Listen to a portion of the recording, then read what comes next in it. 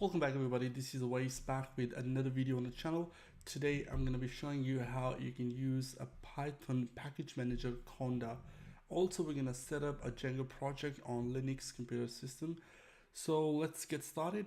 Now I want to say welcome. If you started with Python development, then this is a great place to start. You might be wondering what I'm teaching here. Well, Conda is an open source package management system and environment management system that you can run on Windows, Linux, and Mac OS as well. So Conda can quickly install and update packages and also their dependencies. So if you are familiar with Node.js development, Conda is kind of same as NPM. NPM is a Node package manager, Conda is a Python package manager, and also environment and management system as well. So first of all, we're going to be installing Miniconda on Ubuntu operating system. So you got to go to Miniconda, click on this 64 bash. That will download a file with .sh extension. I'm going to open terminal and I'm going to be showing you that I have actually installed Conda already. So if I say Conda -- version, I get to see I have a version 4.6.7 installed on my Ubuntu PC. All right, but how do we install that? So if I do cd downloads, then I can see there's a file called Miniconda latest Linux x86. So what do you want to do to install this? You want to run a bash command, use Miniconda file and press enter. It's going to ask me in order to continue the installation process, please review the license. Yes, I continue. And now it's going to ask you, hey, please answer yes or no if you want to really install this. I'll say yes, please go ahead, install it. It's asking me, hey, where do I want to install Miniconda 3?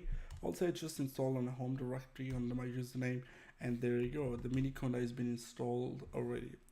Now, when we create a Miniconda, we want to create a Python environment system where I could go and install a specific version of Python, specific packages there. So let's go and do that now. I'm going to be sticking to terminal. We create environment by using a conda command, the keyword create and -- name, and then the name of the environment that you want to call it. So here I will say, hey, I want to do an application called daily log, and I'll just press enter now. Now it's going to go and create that environment system, and then I'll press Y. Yes, that's all good. Now if I say conda.info --envs, press enter, and it tells me, hey, I have two environments, base and daily log. So I'm going to switch to daily log so I could install Django and do whatever I want to do there. So for that, we'll use a command called source activate and then the name of our Python environment system, which is daily log. And there you go. Right now, if you see here that says in parentheses daily log, that means any package that you install in Python that will be installed in this environment variable. So that means you're not going to clutter the global Python installation. I can say Python -- version. It tells me, hey, the latest Python version installed, Python 3.7.2, which is good, right? Choose Conda to install packages. We're going to be searching for Django first. So how do I search? I'll type Conda search keyword and then type Django. Press enter. It's going to go and look for the Django versions. Okay, so the latest one is 2.1.7. That's why this is what we want to install, right? So to install that, we simply say Conda install Django, and I'll say install it. It's going to go install the latest one, and I'm going to press Y to accept, and then it's going to download Django. Then we will be able to use that. Now once the package Django installed, we can use a tool called Django admin to create a Django project, and then we can run the server there. It's taking a bit longer. It's 36.4 MB because every environment is having its own Python installation. So installing the latest Python version, which is 3.7.2, and then it will go and install Django for me in that. Now again, it's telling me that the following packages will be downloaded. The first of all will be Django, and we will have one of them is pip. Pip is like a Python package installer as well. We can use pip or we can use Conda. It's up to you guys. Pip is another really good option to install, but Pip cannot manage your environment for Python installation or Python development environment. As you can see at the bottom, we have installation done for Python, Pip, Whale, Django. So when you install Django, it installs a tool called Django Admin. We can check that by typing Django-admin-version.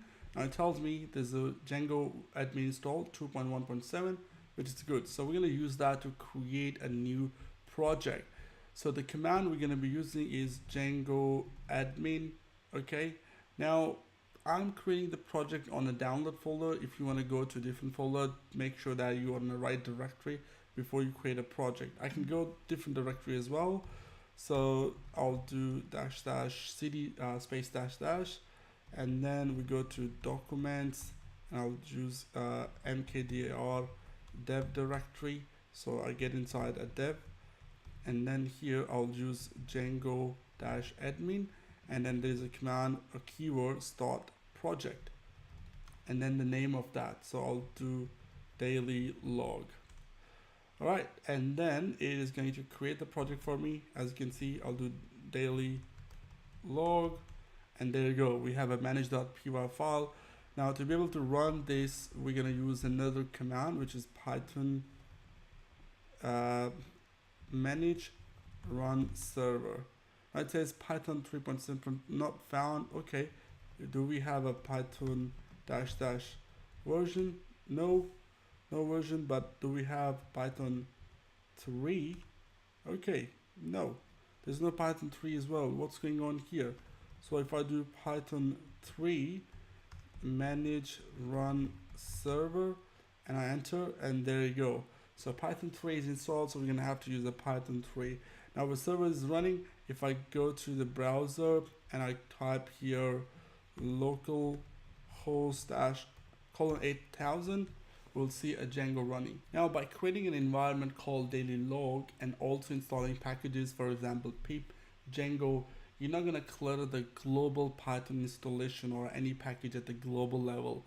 This will save you a lot of time and a lot of problems later on, because sometimes you install a specific package and it gets just annoying to uninstall that and just causes an issue.